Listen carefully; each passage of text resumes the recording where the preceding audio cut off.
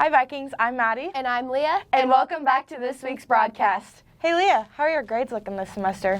They can't be that bad. I may or may not be passing English. Oh, well, I hope your parents don't go to conferences then. Parent-teacher conferences were held last week in Northwest. My night for parent-teacher conferences is to be in the room waiting for parents to come in to get updated on their student and the progress that is being made. I always give kind of a rundown of the topics that we're going to talk about throughout the semester, explain maybe some of the grades that are in the grade book and kind of give an explanation of those as well. It's important for me to come to parent-teacher conferences so I can, number one, meet my kids' teachers and find out how they're doing, and also so the teachers know that we feel like education is important. I like to come too because of that, but also it helps me kind of know what my kids are going through. I can see their environments when they talk about a certain teacher. I know, oh, that's Mr. So-and-so.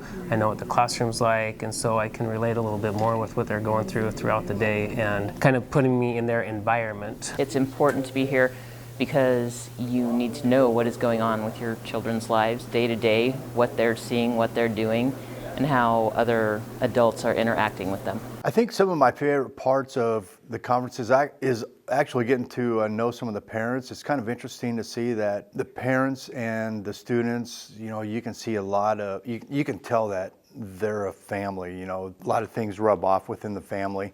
Some of my other favorite parts is, by the time I get a lot of parents, their student is a senior. So it's just kind of fun to talk about watching that student come up through the programs through Northwest, whether they're involved in an activity or not, sports, or just watching them walk down the hallway and for the 4 years that they're here. I hope they're short, sweet, to the point, and I hope that all I'm told is they're doing good and keep up the good work. I hope that we can make a connection with the teachers, that they can know that we really care about our kids and we also really care about them as people, and that we're kind of a joint team and the education for our kids. For my conferences, I hope to be able to just communicate what my class is about, to let them know what their student is going through. I also look to make sure that if there's something that needs to be addressed, that it gets addressed and maybe settled or be able to answer any questions. So, it's a good night. I typically stay pretty busy. I get a number of parents that come through. When I come, I always hope that we hear good things, which we usually do. And then, like she said, I hope that I can connect with the teachers. They know who we are. So if there's ever anything that we need to talk about, we already know who they are. And the other good thing about coming is we usually get a cookie too. Thank you to all the teachers for putting in the extra work to make this happen. Well, my mom must have not made it to conferences because I'm not grounded. Oh, well, that's good, I guess.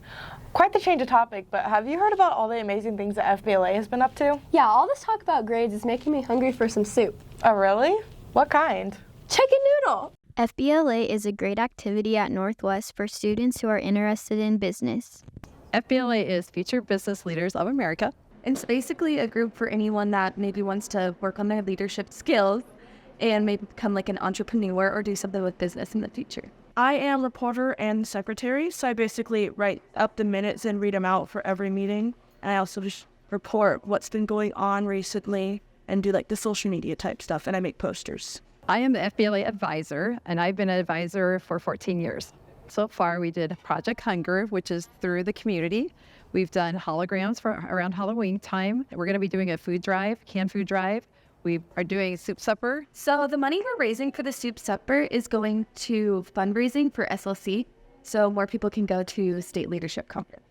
We're basically going to be able to fund food, rooms, and be able to get more people to come so they're able to compete in business-like competition. We've done capital campaign for that, like we've created business tours of different businesses. We've had meetings. We volunteered at different places like Humane Society. It benefits students for leadership skills and aware of what's in the duty to do. I like being in FBLA because I like just being part of something really, and also really like hanging out with a lot of my friends and being able to learn how to be more confident. My favorite part of being in FBLA is probably getting to work on my leadership skills and also being able to meet a lot of different people and make new friends.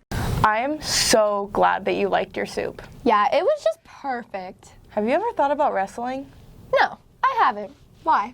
Well, I'm interested to see how they did at districts. Let's check it out.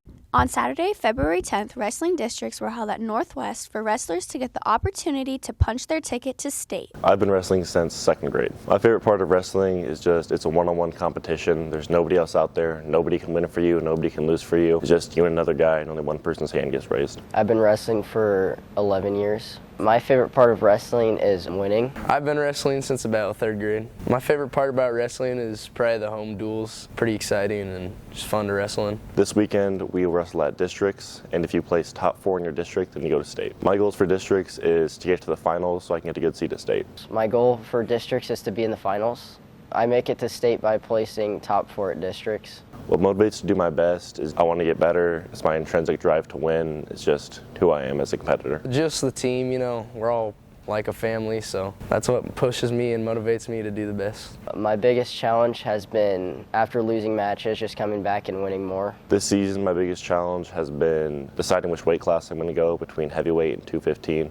I ended up choosing heavyweight. My biggest challenge is getting the varsity spot. What people don't know about wrestling is just how much more time it is than just practices. Between weight cutting, trying to eat right, getting your conditioning up, it's a huge mental part of it. One thing I wish people knew is that it's not just a team sport, it's individual too, so sometimes you just have to be by yourself and sometimes you're with the team, and I like that part about wrestling. My goals are just to win one match because it's my first time. 9 boys and 1 girl are competing in the NSAA State Wrestling Championships this weekend. Good luck, wrestlers. I am so impressed with the students here at Northwest. Yeah, I'm so proud. Isn't this new background just lovely with the pink? Pink is my favorite color, but what's the occasion? Are you serious? It was literally Valentine's Day on Wednesday. Oops. Well, I guess you wouldn't be very good at Valentine's Day trivia. Hi Vikings, it's Mady. Welcome back to this week's Viking in the Village. This week we're asking questions about Valentine's Day. Let's go. It's Valentine's Day trivia. Oh boy, here we go. Are you ready? Sure. Okay. How many heart-shaped boxes of chocolates are typically sold on each Valentine's Day? Oh, I'm going to go with millions, like maybe 10 million. Higher. 20 million? Higher. 50? Lower. Okay. Most gifted holiday for flowers? Flowers, probably Christmas. No. No. What other? Thanksgiving. What holiday do you give flowers for? Oh, Mother's Day. That was good. Yeah, that was right. Am I ready? Are you okay? Yeah, I'm fine. On average, how many marriage proposals are there on Valentine's Day? 556,000 billion trillion. That's it. Hello, Olivia. Hello. How are you? I'm great. How many people typically buy Valentines for their pets? Like millions? Like how many million? That was a hint. 5 billion. 5 million. Yeah, she was close. You might have to cut that out. How much money do Americans spend on chocolate for Valentine's Day each year? 2 billion. No. Half that. 1 billion. Yes! That was right. What's your name? Tyler. Alex. What state produces the most red roses for Valentine's Day? Massachusetts. No. I have no idea. Africa. Bruh. Are you ready? Yeah. What percentage of Valentines sold are purchased by women? 95. That was close. What is it? 85. I'm going to purchase myself something. So you're a part of the 85%. Yeah. How many roses are sent out for each Valentine's Day? How many stems of roses are sold on Valentine's Day each year? 2 million. No. 189 million. I'm sorry. You know, you are so right. About what? I would have totally bombed those questions. Yeah, well, I guess it's a good thing no one asked you. Oh, okay. Well, I have a feeling that I wasn't supposed to say that, so that's it for this week's broadcast. I'm Leah. And I'm Mady. And we'll check you next time.